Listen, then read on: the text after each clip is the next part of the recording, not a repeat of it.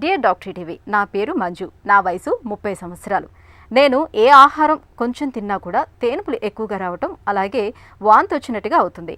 నాకు ఇలా అవటానికి గల కారణాలు ఏమై ఉంటాయి? ఇప్పుడు నేను ఎలాంటి చికిత్స తీసుకోవాలి తెలియజేయండి అని అడుగుతున్నారు. ఈ ప్రశ్నకు డాక్టర్ గారి సమాధానం ఇప్పుడు తెలుసుకుందాం. నమస్కారం మంజు గారు, మీరు చెప్పేది జీర్ణాశయానికి సంబంధించిన ప్రాబ్లం.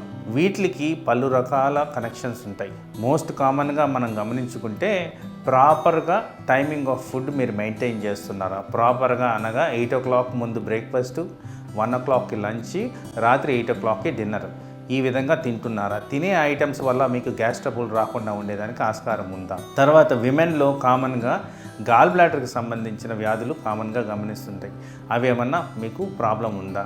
తర్వాత స్ట్రెస్ రిలేటెడ్గా అల్సర్సు, స్ట్రెస్ రిలేటెడ్ పెప్టిక్ యాసిడ్ డిజీజ్లు కామన్గా ఉంటాయి. మరి దాని కారణం ఏమన్నా ఉందా?